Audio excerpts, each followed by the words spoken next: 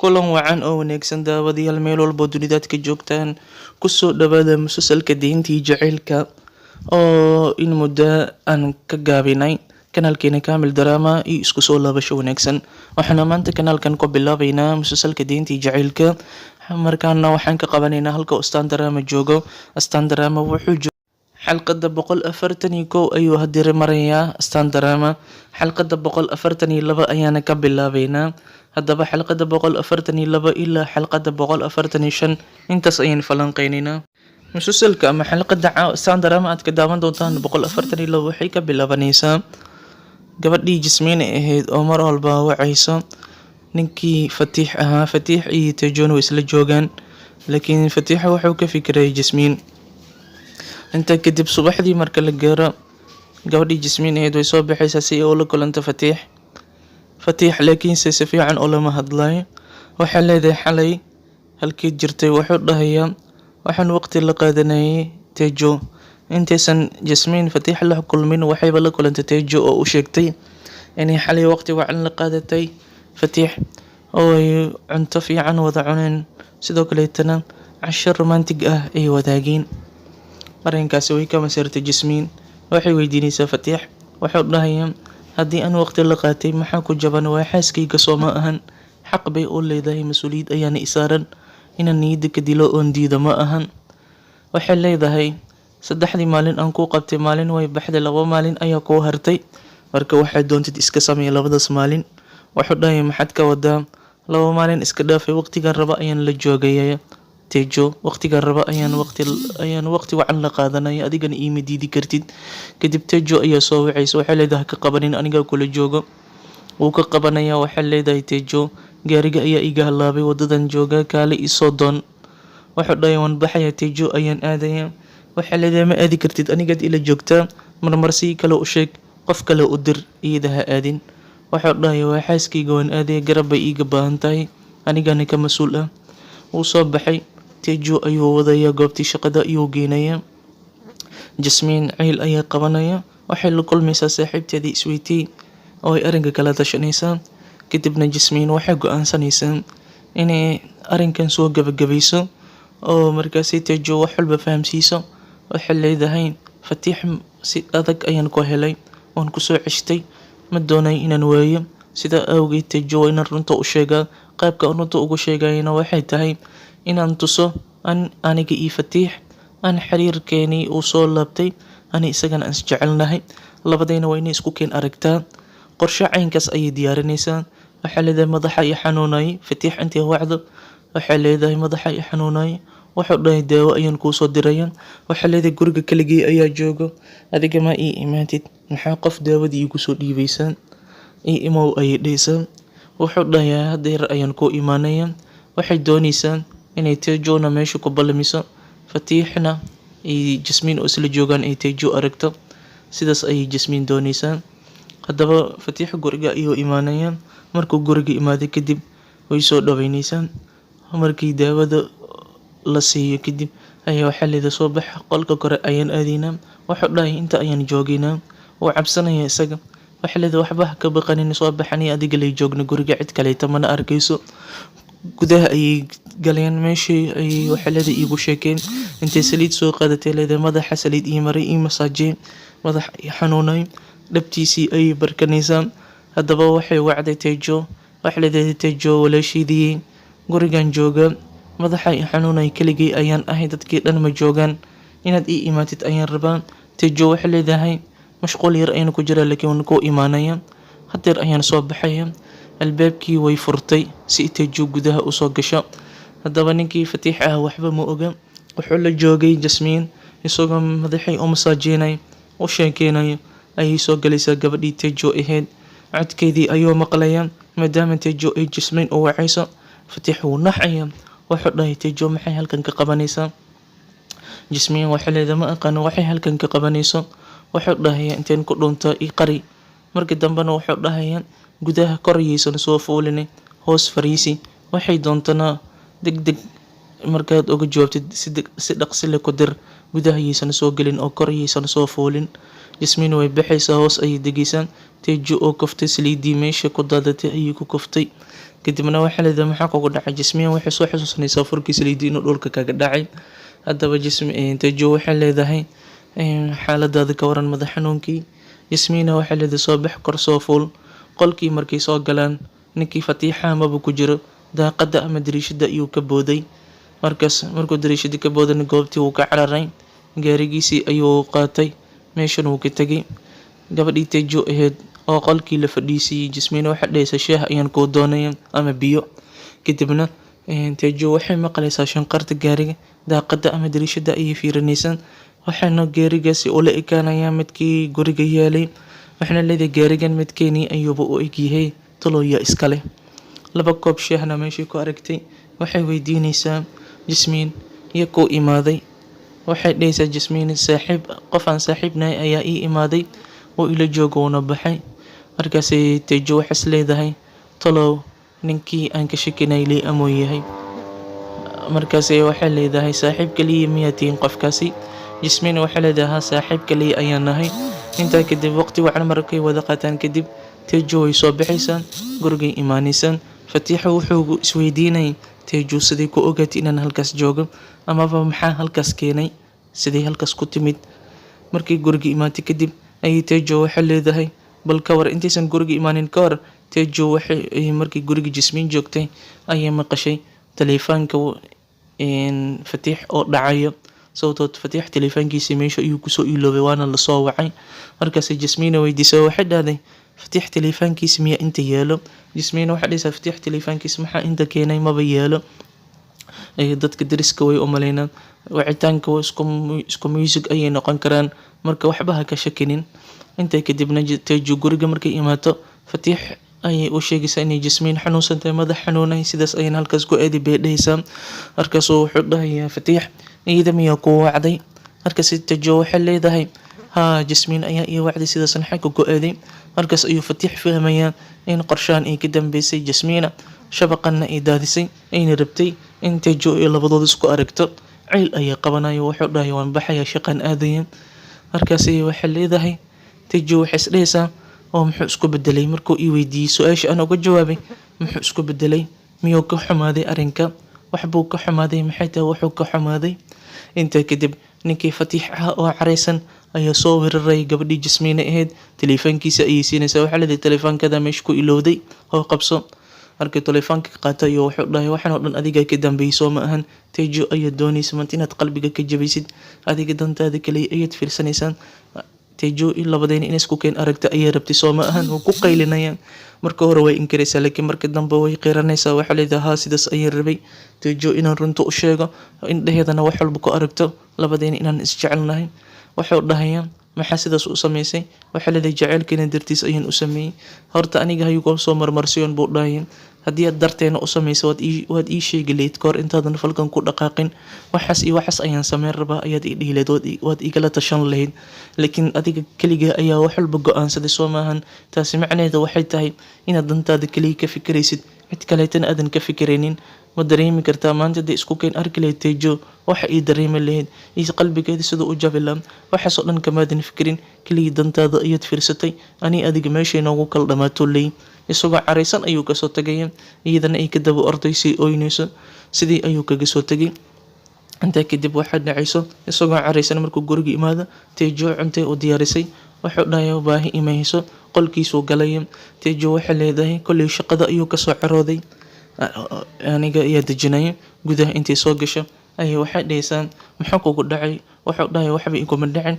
Waxay leedahay xanaaqaada ayaan baarbaaraya. Wuxuu leeyahay aniga keligii ayaaba inta ku jiray. Waxay leedahay qof kale qof kale meeshan ku jiro jaleyn yar ayay sameynaysaa sida qof inay erayayso oo qolka ka saarayso oo kaleeto. Waxay leedahay bax soco meeshana ha ku soo noqon. Wuxuu dhahay aniga keligii qolka ku jiray yaaway qofkeed burinaysid oo cayrinaysid.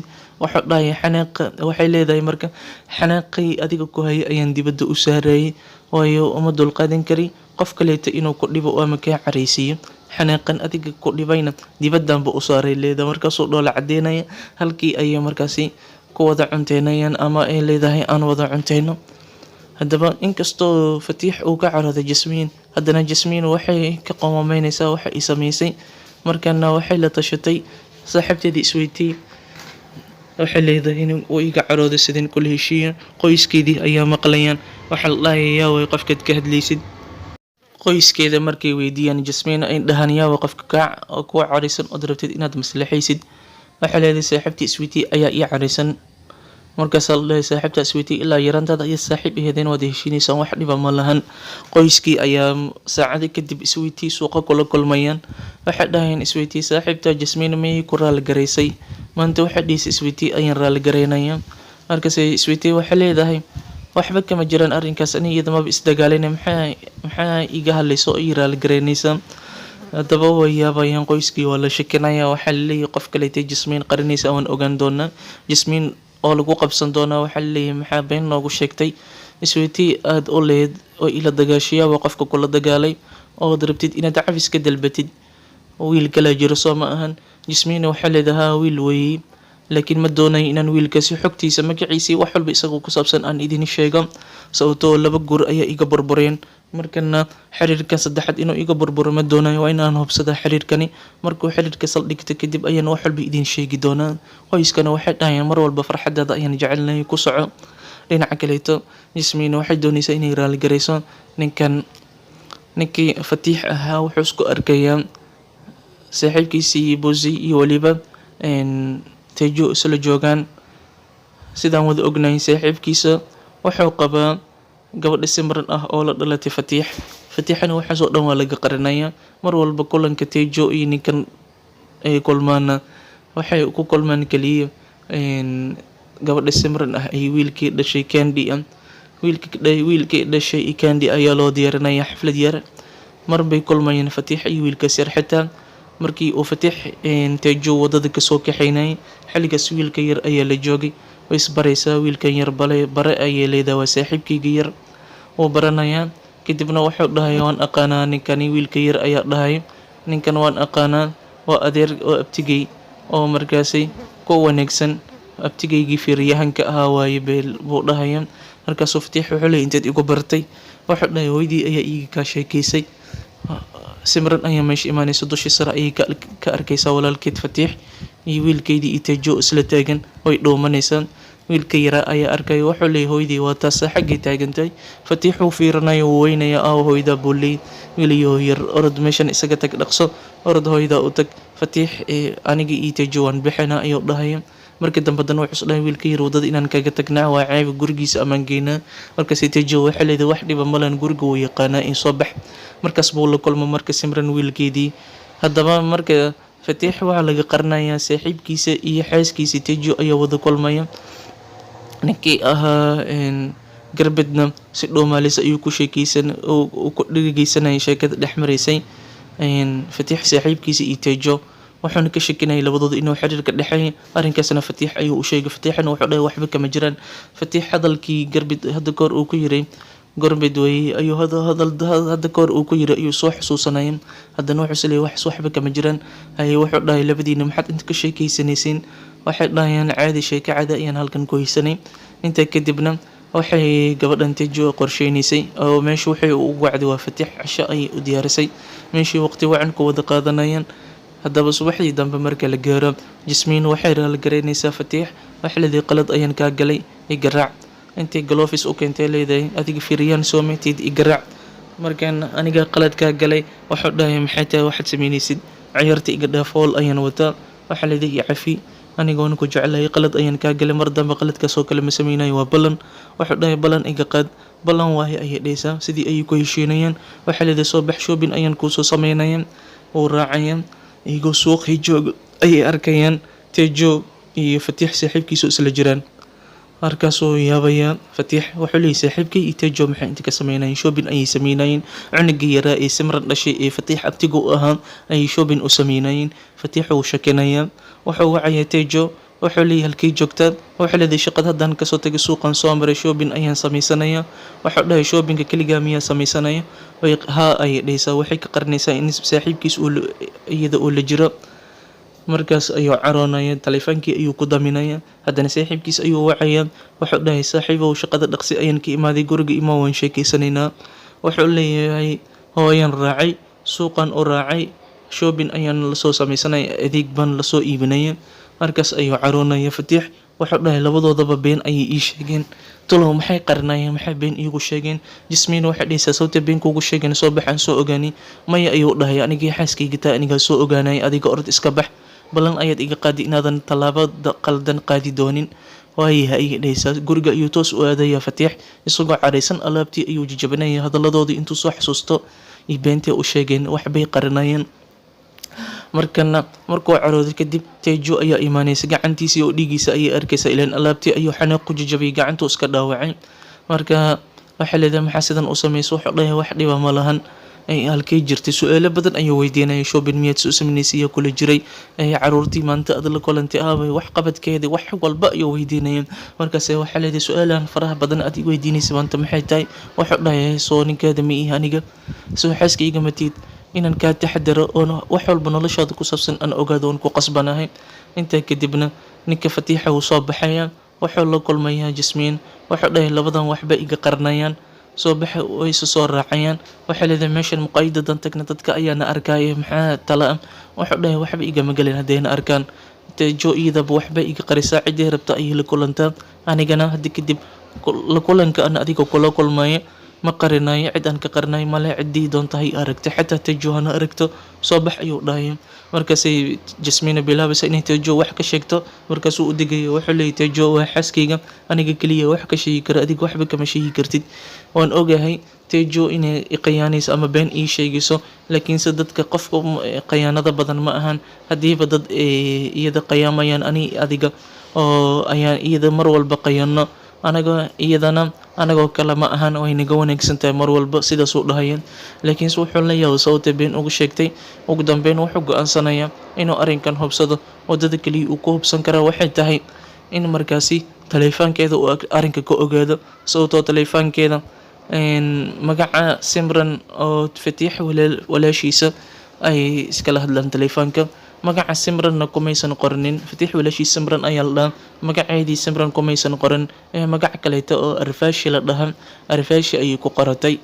Haddaba wuxuu is dhahayaa Arfaashigan amuu saaxiibkaada yahay oo magaca ay bedelaysa Tejo oo adiga ay ku khiyaanaysa. Waa inaan ogaadaa buu leeyahay. Iyadoo suuliga ku jirto qabaysanaysa ayuu guriga imaanaya. Taleefankeedii ayaa la soo wacaya, magacii Arfaashi ayaa soo wacaya, waxaana soo wacaysa waa Simran, ileen Tejo magaca Arfaashi ayuu ku qoratay. Kadib wuxuu is dhahayaa waa inaan horta baasweerka aan furaa taleefankeeda. Baasweerka ayuu furaya, wuxuu ku furayaa taariikhdii isagoo u dhashtay ayay ku xiratay Tejo.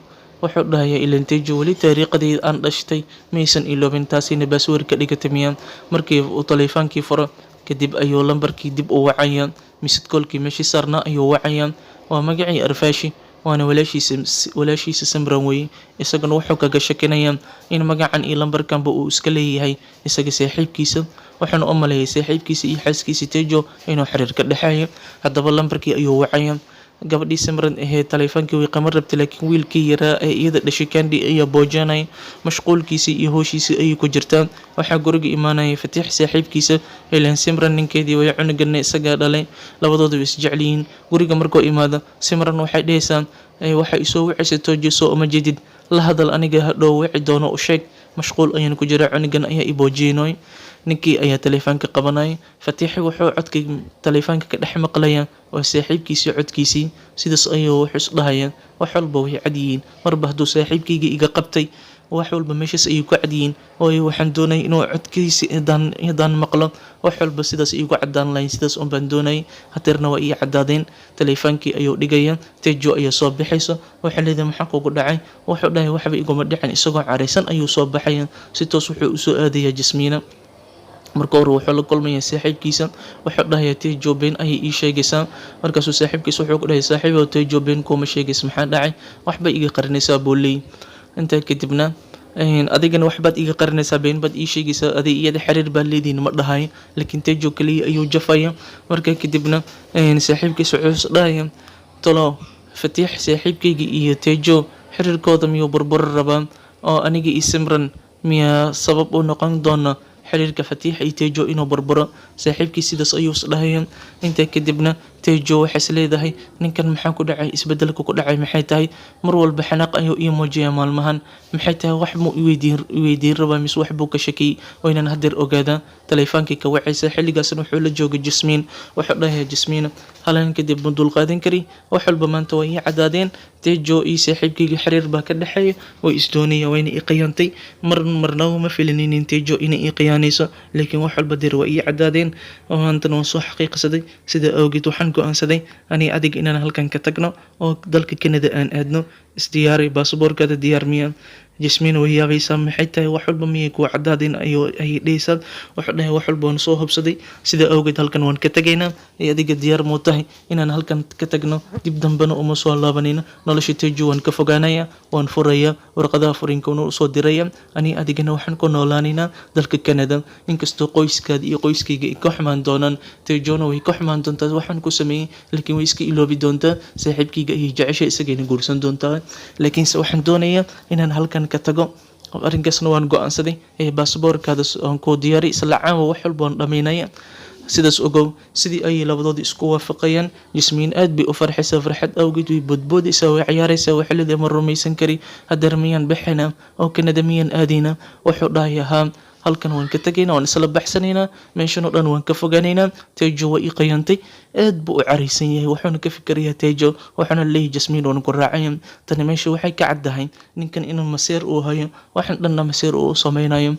Waxay kaloo meesha ka cad inuu jeclaaday Tejo, Jasminena jacaylkeedii uu kiskis u iloobayay. Jasminena waxay u malaysaa ninkan wali inuu jecel yahay. Haddaba hadeer waxaan falanqaynay 4 xalqadood anagoo ka bilownay 142 waxaana geynay 145. sidaas la socdo, maalin walbana waan soo gudbin doonaa musalsalkani, kiskis ayaynu u wadaynaa si aan qaybta fiindiga ku gaarno. Wabillahi tawfiiq, wasalaamu calaykum waraxmatullaahi wabarakaatu.